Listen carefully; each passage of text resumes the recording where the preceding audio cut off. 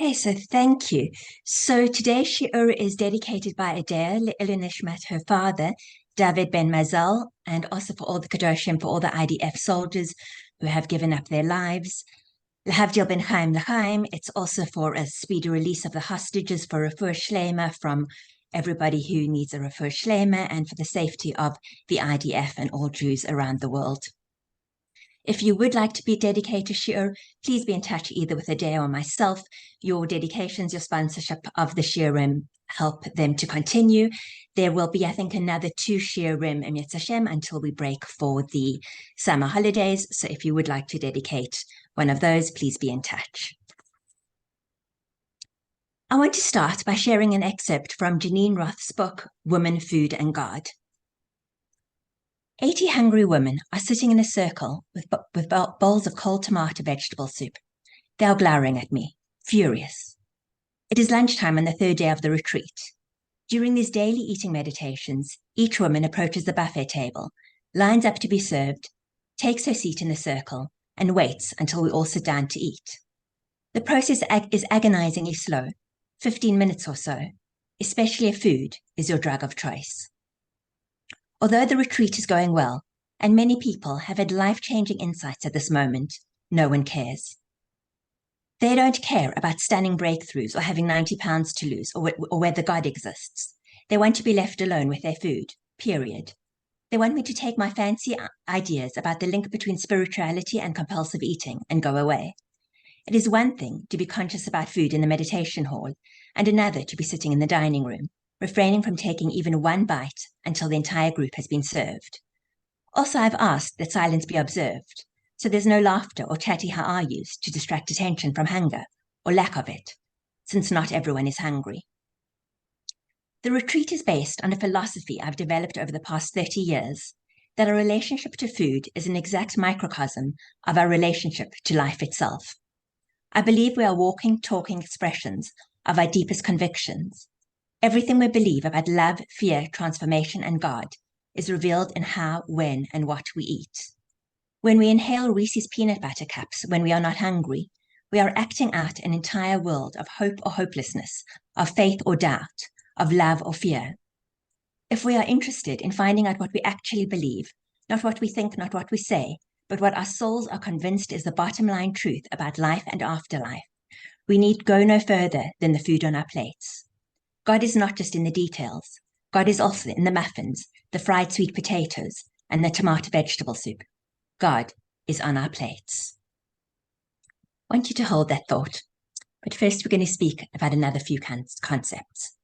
And the first is something called Maisa Avos Simon Labanim, which means that the actions of the parents are a sign for the children. What this means is that actions of our avos and emahos, our forefathers and our foremothers, they are a forerunner, a parallel to similar later events. So we then use the incidences and stories that we learn about in the Torah, and we see what lessons are there for us to then implement into our own lives. The Torah is not a history book. The Torah is not a storybook. The Torah comes from the word lahorot, to teach. So the Torah is here to guide us, for us, and giving us these lessons for us to implement so that we can live our best possible lives. What's also important to know is that our forefathers and our foremothers, through their actions, have passed on certain characteristics and strengths into us. It's become part of our spiritual DNA, so to speak. So epigenetics, the recent science of epigenetics, corroborates this in a bit. Just briefly, I'm really in very, very layman's terms, but it's not only something like eye color that can be inherited, but something like trauma is also inherited. And it's interesting, I was speaking to a friend of mine who was suffering from panic attacks. It's quite a bit longer, but she eventually went to a doctor who said to her that he sees this with all his Jewish patients, is that his Jewish patients tend to have a much higher level of anxiety. And he says it comes from generations and generations of this trauma from persecutions and pogroms and the like. But what does it mean for us, the spiritual DNA? Where did the Jews at the time of the Spanish Inquisition get the ability to go through the auto de fe? It was from Avraham Avinu, who willingly threw himself into a furnace. And I'd say we see it even now in the current war, where they called up boys, they're boys, 20, 21, 19, 20, and the men, to serve now as reservists. There was 150% response rate from the reservists they called out. Where do they get that? And they're going into fight now, knowingly that they can lose their lives. I think it comes from Yitzchak Avinu, who willingly went to the Al-Qaeda. This is now built into our genetic makeup. Now, what's important also to remember is that when we learn about them, it's not about becoming them, but it's about emulating them in our own lives, in our level. And if there's one constant thing that we learn from our forefathers and foremothers that we should try emulate, it's that they never allowed themselves to confuse that which is permanent with that which is transient. Today, though, I want to look at Esav, Yaakov's twin brother. Esav is not one of our avos, our forefathers, but he could have been. And what I want to look at is instead of looking at what we want to emulate, I want to look at what we don't want to emulate. Because sometimes who and what we are is as important, if not more important, as who we are. What do I mean by this? That sometimes who we are or what we don't do is even more important. So we can have very good intentions. We can have very good ideas and intentions of who we want to be and what we want to achieve. But sometimes circumstances beyond our control, we don't have the connections, whatever it will be, and we don't manage.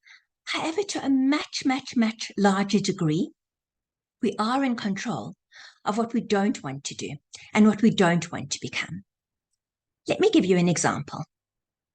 Rav Tzadok HaKohen says that the chet of Adam and Chava, the sin of Adam and Eve, was not what they ate, but that they ate without God consciousness.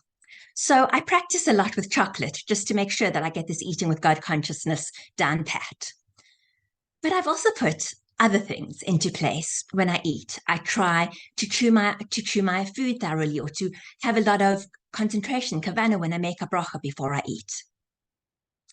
But many years ago, long before I heard this Rav Tzadok HaKohen, I read a Gemara that said that one, and they were speaking about Talmidei Chachamim, but still, I think it could apply to all of us, should not stand when they eat, because animals stand when they eat. And furthermore, somebody who walks around in the marketplace, like walks while they're eating, is not viable, should not be a witness. And when I read this, I said, I don't want to be that type of person. I don't want to be somebody who could not be a witness. And so I said, I'm going to blineder without a vow, not stand when I eat, which is very hard at shul brachas, you must know. So now there's sometimes like little asterisks, well, not at shul brachas, but that's what it is. Now, if I look back, I'd say I've been trying to do this, say, the past 20 years or so, I can say that if I look back at my day, most days, I can't say that I chew thoroughly all the time, most of the time. And that very often, like sometimes I do manage to say a bracha with kavanah, with intention, sometimes I don't. But if I look back at the past 2 decades, I can say that I've been pretty consistent, pretty good about not standing when I eat.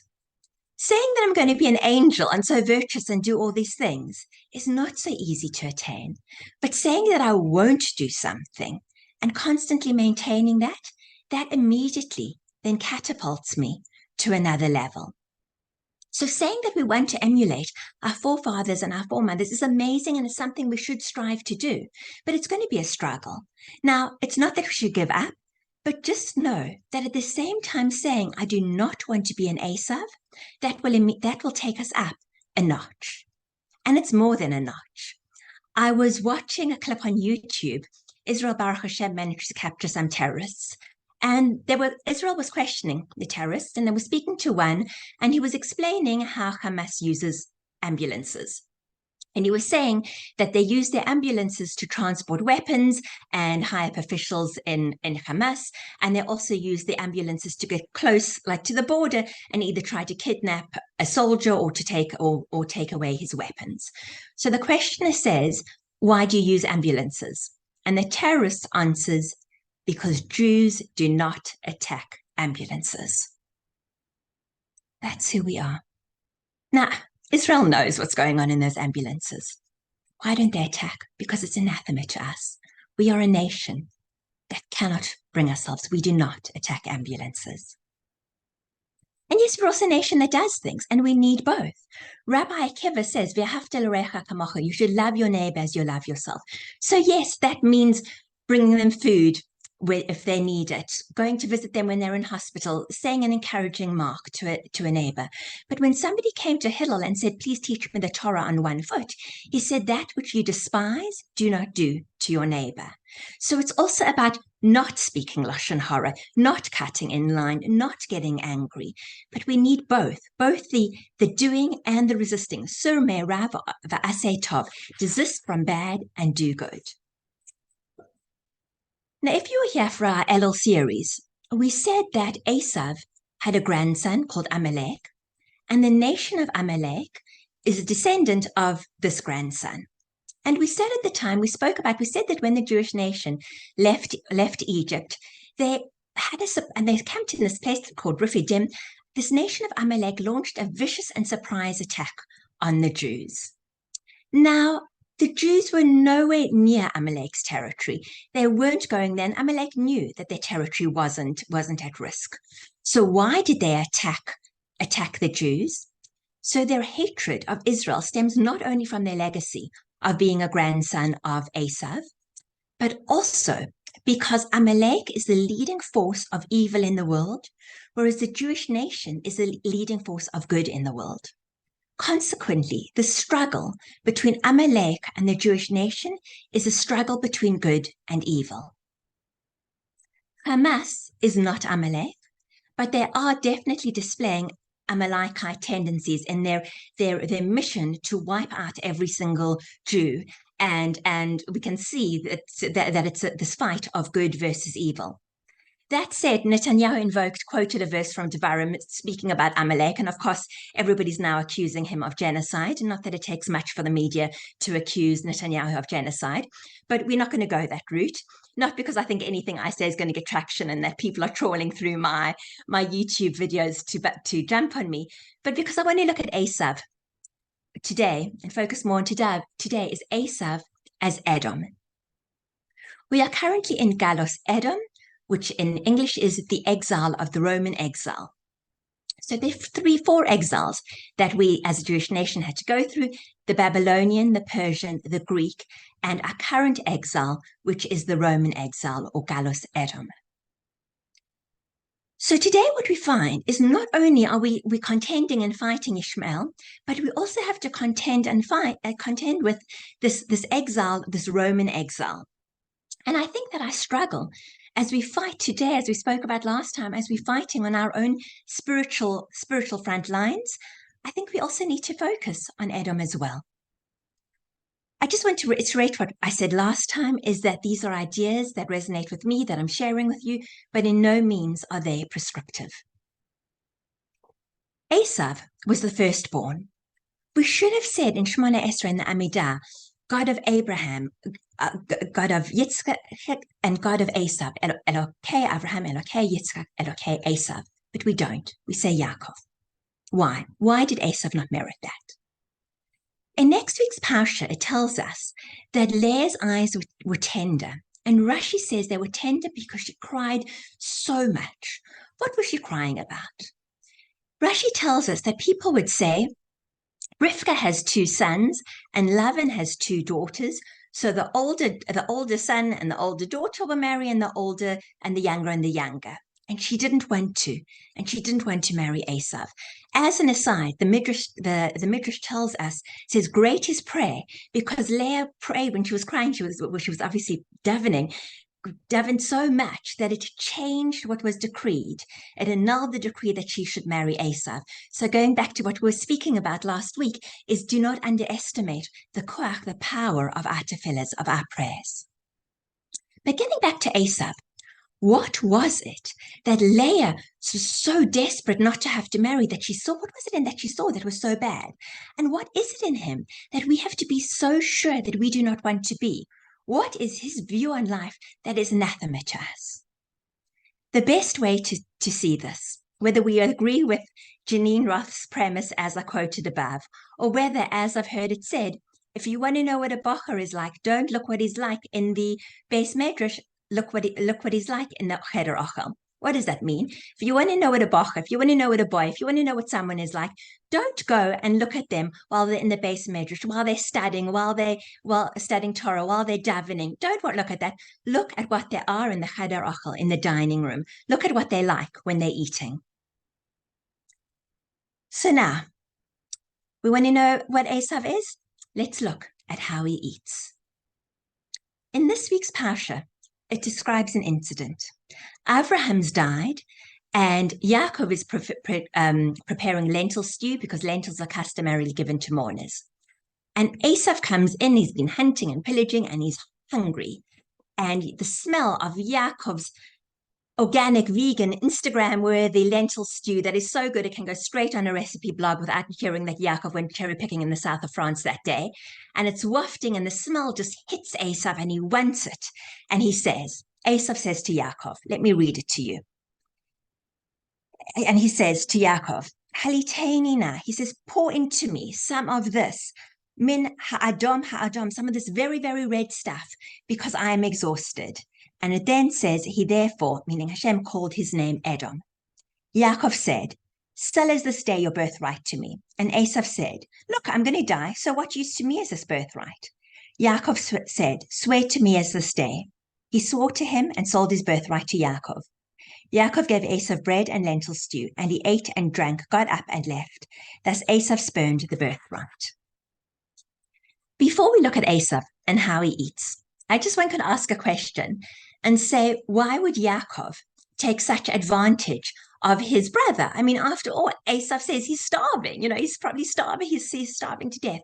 And if we look at those verses carefully, it says Yaakov gave him bread and lentil stew. So Yaakov first gave Esav bread to satisfy his hunger and remove him from the status of faint and starving to death.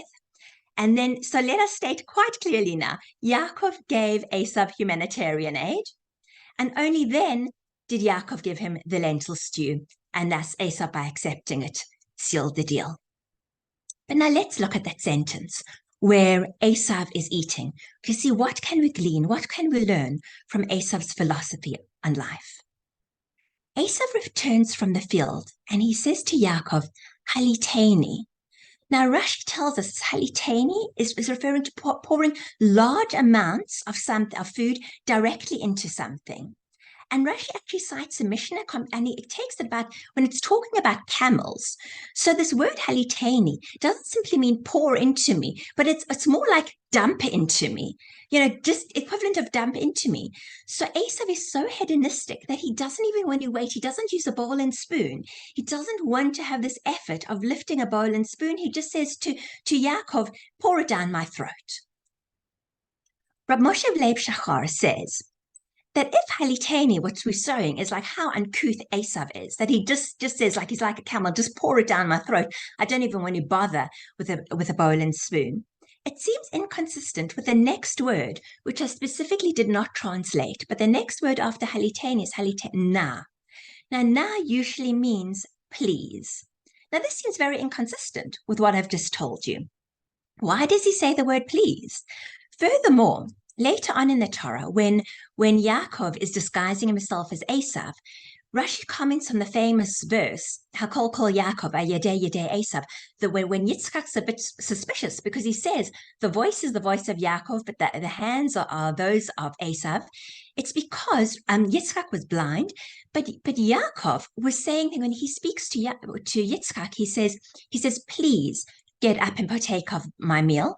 Whereas later on when Esav comes in, he says, get up, my father. So if Esav doesn't usually use the word now, use this word please, why is he using it now? When he says, you know, in his scroll has food, and he says, Yaakov, please can I have some food?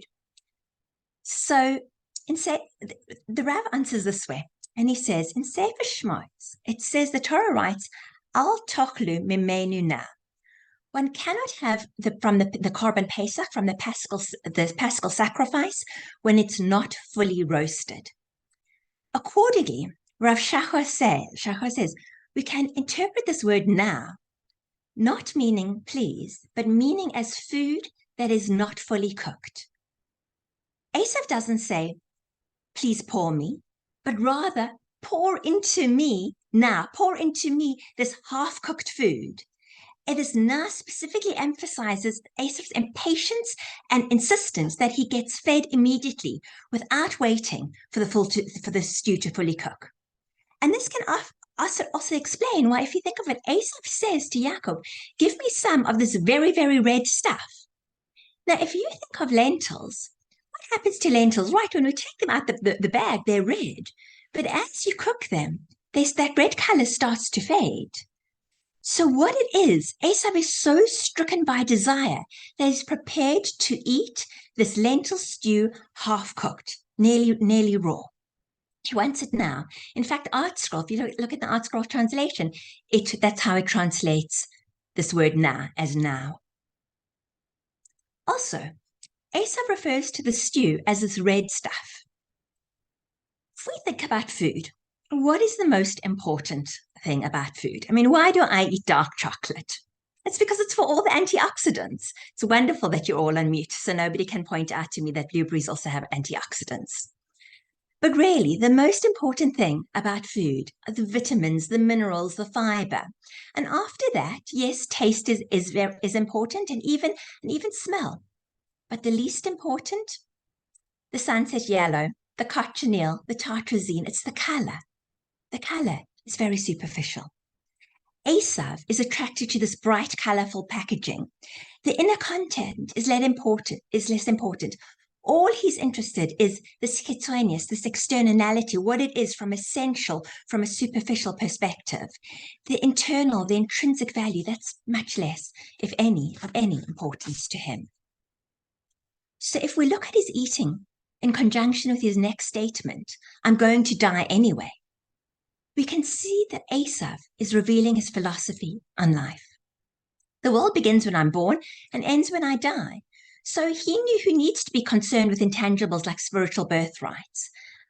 I'll take the stew and I'll eat it now. Eat, drink, and be merry, because tomorrow I die, or for some diet. The Midrash says that after they made the deal, Esav mocked Yaakov stupidity, and he said, I got a bowl of stew now, and what do you get? Some intangible future reward. Esav is a man of impulse, and this is reinforced by the unique description of the staccato use of the verbs in the Torah, where it says, literally, he ate, he drank, he rose, he left, he despised. Every time we see Esav, we have this impression of an impulsive person. Okay, he's drawn by the emotions of the moment. All he's interested in is physical desires. He's concerned with the here and now. He wants instant gratification. He seeks physical pleasure and comfort, because for him, the pleasures of the world, of the here and now, the pleasures of the body, are all life has to offer. And this is reflected in his actions. Says Rabbi Lord Jonathan Sachs, and I'll quote, to be Yaakov, for us to be a Yaakov, we have to release and relinquish the Esav within us, the impulsiveness that can lead us to sell our birthright for a bowl of soup, losing eternity in the pursuit of desire. And now, while this isn't our focus for today, perhaps we can even see a little bit how this is carrying out in the world. Now, absolutely, I think what we're seeing in the Western world today is just that there was anti-Semitism festering, bubbling below the surface, and it's now erupting. But within that, at least I'm getting some pleasure of seeing how people's impulsiveness is coming back to bite them. If we think, last week we spoke about the Harvard group, the 31 Harvard groups, who didn't even wait 24 hours before they signed something blaming Israel entirely for their atrocities. So what happened? Hedge fund billionaire Bill Ackman said, I want a list of everybody who signed, and they're never going to be employed by me. And he called on all major CEOs in America to join suit. Then all the people who were very happy to rush and sign their names denouncing Israel all wanted to take their names off the list.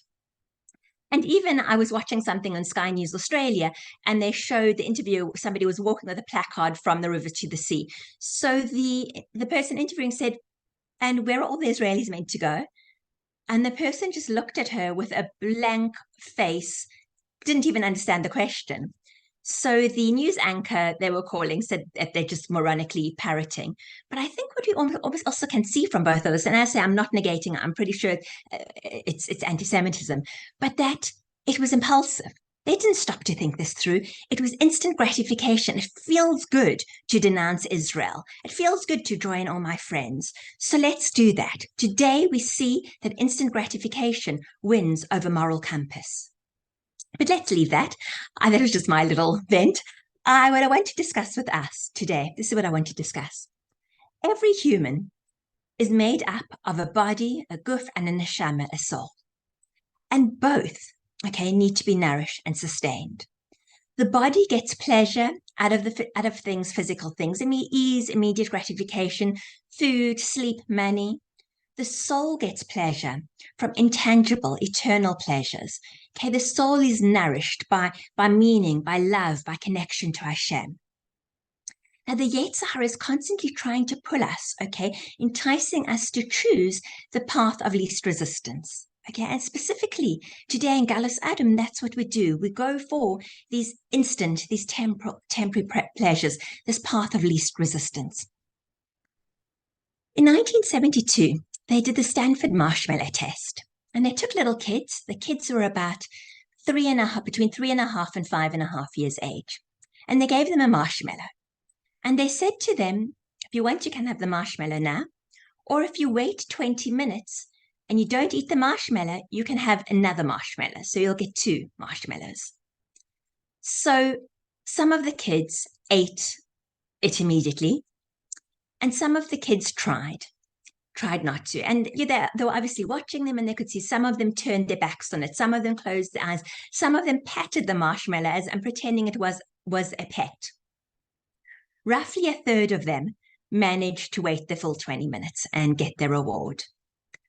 What was so fascinating and important about this experiment is that they did long-term studies.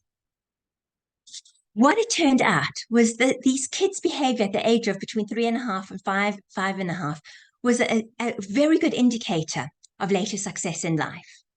The children able to resist temptation were, and I'll read it, even 10 and 30 years later, psychologically better adjusted, more dependable, scored higher grades in school and college, and had more success in their careers and marriages. The takeaway, success depends on impulse control, the ability to delay gratification, which is precisely what our consumer culture, this Western world, this exile, this Roman exile undermines. They want us every stage. We find here living in the world, the emphasis is on instant gratification. And so that's why today we're still fighting Esau's battle, this body versus soul. There's not a multi-billion dollar media machine for nothing. And it's constantly doing this. It's enticing us to buy into this idea of instantaneism, whether it's fast food, binge watching a Netflix film, Netflix or one-click ordering. We've been accustomed to a world where everything's immediate and instant gratification is the norm. Does anyone already remember the Commodore 64, those first computers where you had to load, if you wanted to play a game, you had to load a tape in and have to wait 30 minutes for the game to load? I was trying to explain this to one bat mitzvah girl I was teaching. I first had to ask her if she knew what a tape was, and I'm not convinced. She said she did, but I'm not convinced she did. But compared to today, I looked at some statistics. It said 53% of mobile site visits are abandoned if it takes longer than 3 seconds to load. 2-second delay in load time resulted in abandonment rates of up to 87%. If a website took longer than 4 seconds to load, people wouldn't return and formed a bad impression of the company. Google in 2010 already said that they aim for half a second for e-commerce. So make no mistake, time is important. When Rav Yaakov Kamenetsky's son became a bar mitzvah, he said to him, I'm going to give you something now that is so valuable. It's the most important thing in the world. Use it wisely. and he gave him a watch. And he was saying to him, time is the most important thing you can have. But what Rav Kamenetsky had in mind and what the media and marketing experts have in mind were very, very different. The media, the latter, doesn't want us to use our time productively. They want us to remain in our impulsive demand for instant gratification. So it's up to us to rein into this by using our discipline muscles. Which, if you think about, Judaism helps us with this. You can eat this, but you can't eat that. Can you actually see? Can you stop at specified times to pray? Can you rest one day in 7? So because we've been speaking about Esav and food, I'm going to give you some example of how this discipline plays out in the arena of food. So when I lived in London, I used to go to Camden Town. And if any of you have ever been to Camden Town, you'll know what I'm talking about. And there are just hundreds and hundreds of food stores. And any type of cuisine that you want, any type of food, it's there. And the smells are just so enticing. And like anything you might be craving for, there's a smell for it. And if you weren't craving for it before you arrived there, trust me, you'd be craving for it once you got there. But it was so simple. It's not kosher. One can't eat it.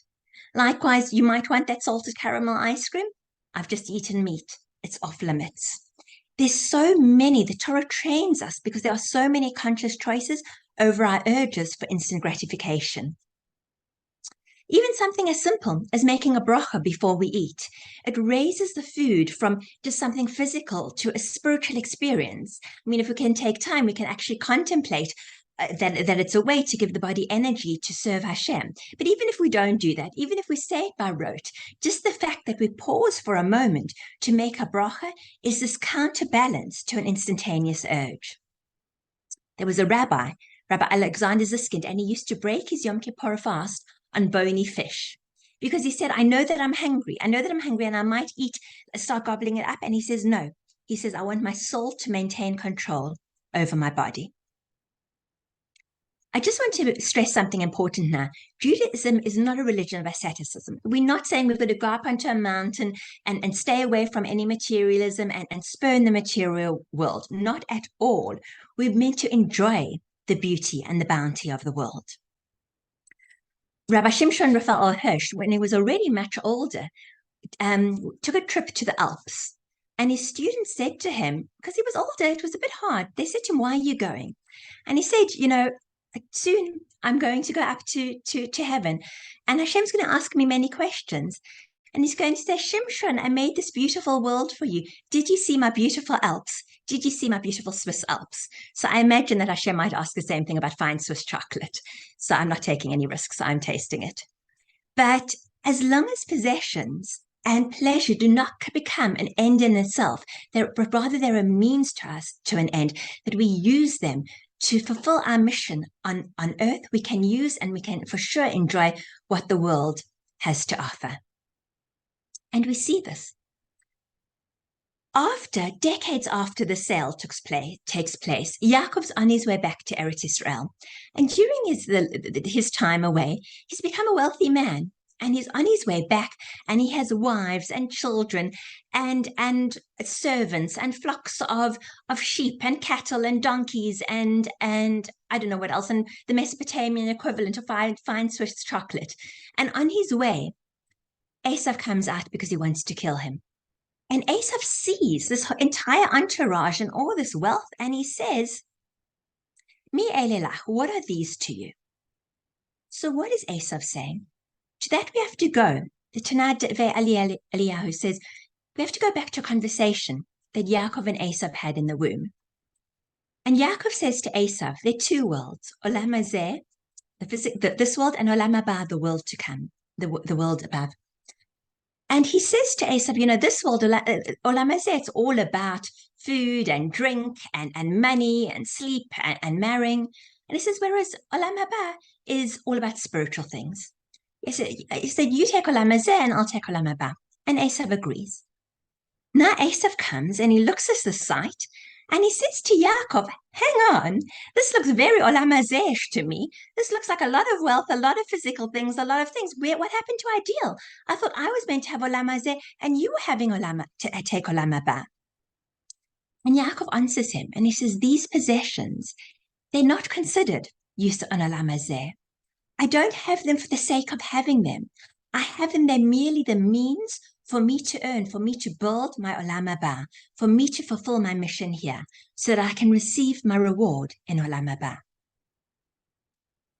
If things had played out differently, we would have said, Elokei Abraham, Elokei Yitzchak, Elokei Esav. But Esav lost the struggle between body and soul. The Midrash tells us that we know that when he died, Esav's head rolled into Maras HaMachpelah, in the tomb of the patriarchs in Hebron, and his head is buried along Abraham and Sarah and Yitzchak and Rivka. Esav was not evil, but he was impulsive. Okay, his head was worthy of burial with the founders of the Jewish people. But the choices and the decisions he made were based on his body, were based on the desires of his body, and that caused him to be cut off from eternity. So now that we know that, let's call a spade a spade. It's not an easy battle. So where does that leave us? We do not need to be overwhelmed and despair. Let me say a few things, and then Be'ezras Hashem, we'll tie them together. Remember what I said at the beginning, that we have the spiritual DNA of the Avos, of the forefathers. In last week's Parsha, it says that Hashem blessed Abraham, Bakol, for everything. And the Nesiv Shalom explains that, he quotes the Medrash, and it says that Hashem blessed Abraham with the ability to overcome his Yetzer Hara. And he quotes the Gemara that actually says, Abraham, if we remember, used to be Avram. And the gematria, the numerical equivalent of the word Avram, is 243. And he said that at that stage, as Avram, he was able to rule over his 243 limbs. Hashem, he then has a bris, and Hashem changes his name from Avram to Avraham.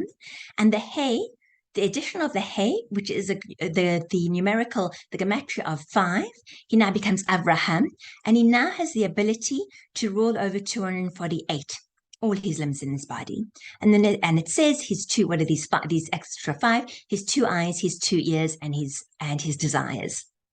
And the Nesiv Shalom says the mouth is his desires, but it's specifically what he says is that Hashem gave us a promise, a covenant, that we now have control. We are able to fight. So we might think that our struggle is out of control and impossible, but it's not, because Hashem is there, giving us the assurance, helping us. That's one thing to have in mind. Next, about 25 years ago, I heard Rabbi Frand live. So it was 25 years ago. I'm definitely not quoting verbatim, but this is the gist of what I remember he said. And he gave a shiur on change. And he said that he'd given the shiur about 3 weeks prior in America. And it was before Rosh Hashanah and Yom Kippur, so obviously we're speaking about how we need to change with the upcoming a part of our tshuva. And he said that after he gave the shiur, somebody came up to him and thanked him and said, "No, Rabbi Frand, thank you. It was a lovely shiur." But he said, "Rabbi Frand, you forgot to tell them the most important thing." He said, "I'm a Baal tshuva." So in this context, it means that he wasn't religious and he now became religious. And he said, "I've had to make many changes."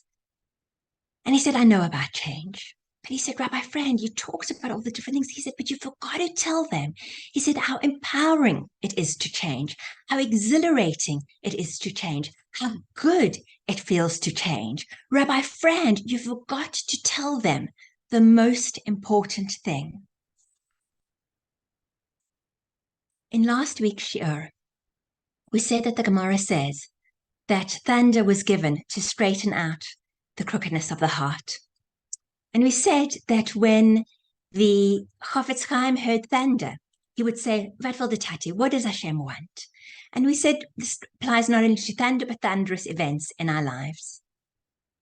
And I said that when the Chafetz Chaim heard thunder and said, "What does Hashem want?" And when I hear thunder and say, "What does Hashem want?" we both hear thunder, but our answers will be very different. And I said, my answer usually includes chocolate. You probably thought I was joking. When I sat there that evening after I'd heard about the massacre, I did exactly what I told you. I did. I flipped through Bereshis and looked for some direction, some message, something that I could implement. But I felt that I needed something else as well. I felt that right there I was sitting sobbing and crying. But I know human nature. Human nature is that we have to, we get up, we get on with our lives.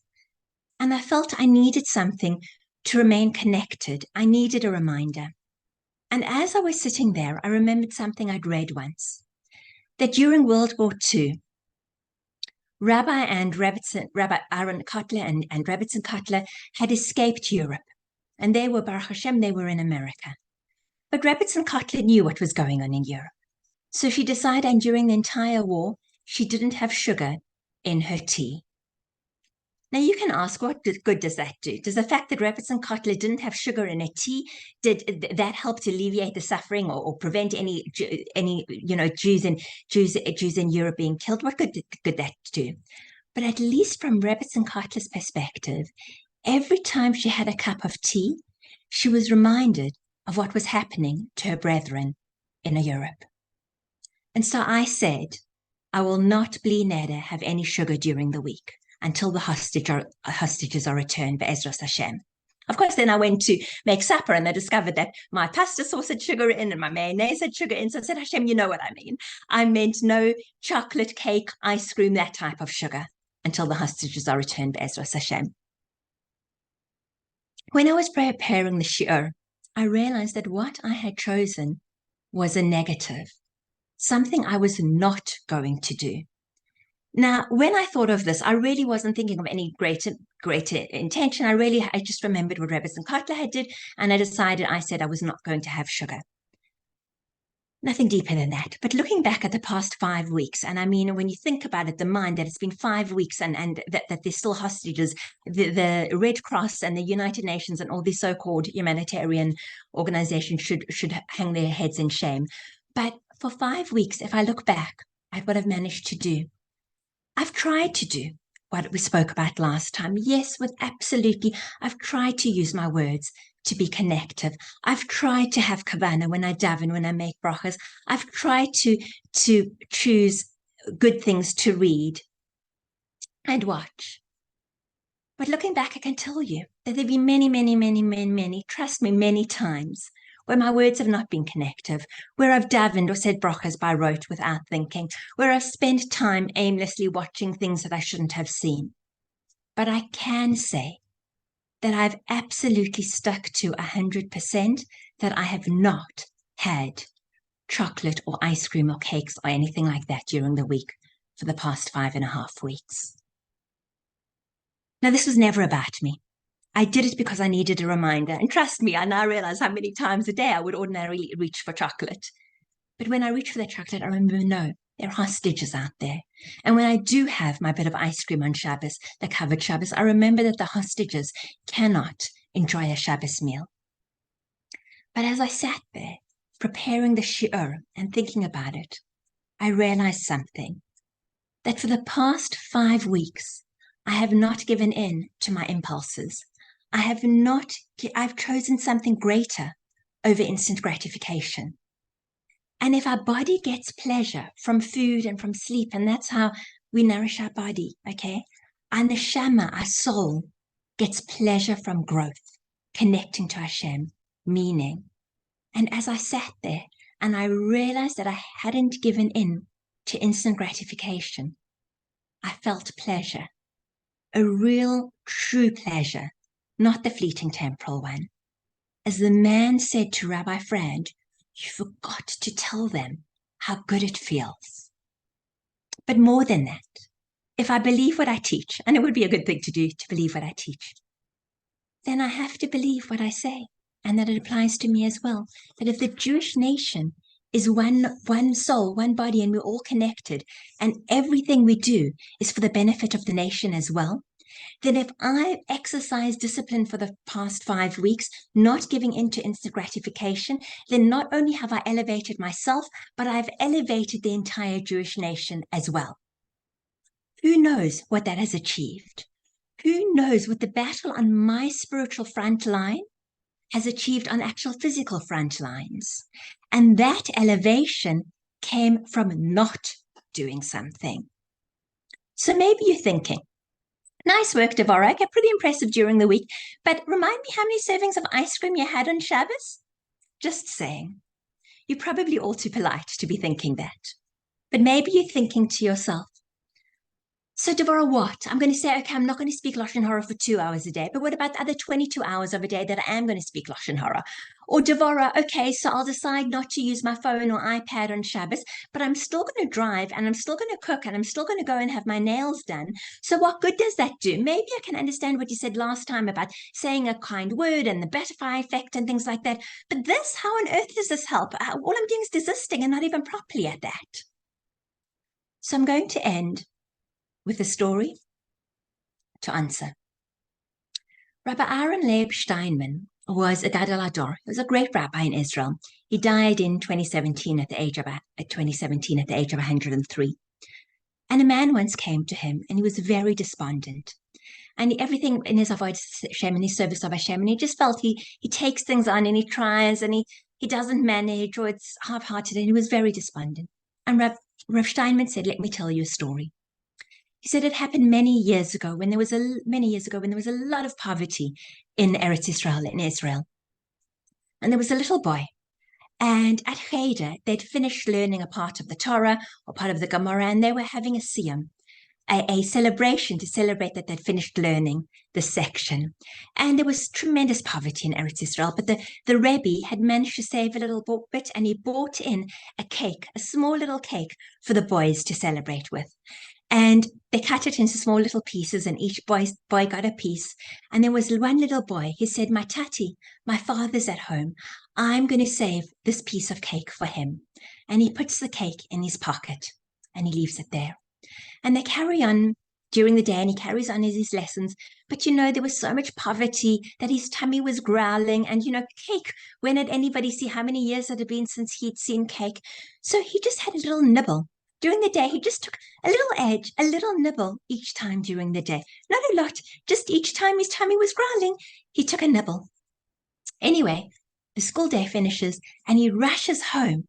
And he rushes and he says, Tati, Daddy. He said, we had a siyum at school today, and we each got a piece of cake, but Tati, I left it for you. Here, he said, I wanted you to have it. Here's your piece of cake. And he pulls the piece of cake out of his pocket, and there are 3 little crumbs left.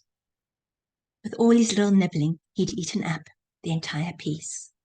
And he goes bright red, and he's about to start to cry. And his father scoops him up in his arms and hugs him and kisses him and says, thank you. Thank you so much. You have no idea how precious these crumbs are. You have no idea how much this means to me. Do you think Hashem doesn't know how hard it is for us? If the battle between body and soul is hard, in previous, in our generation, when the algorithms designed for us to give in, you work and you click on something even inadvertently, next thing you know, there are 30 adverts on your screen trying to sell you the same product. We feel we're addicted to our phones. That's because a ping on our WhatsApp releases dopamine, and Silicon Valley knows this, and they play into it. But so does Hashem. So we come to Hashem, and we read, and we're embarrassed, and we look at our crumbs. But Hashem scoops us up in his arms, and he hugs and he kisses us. And he says, no, you've got it wrong. You think that they're crumbs, but I know that they're diamonds.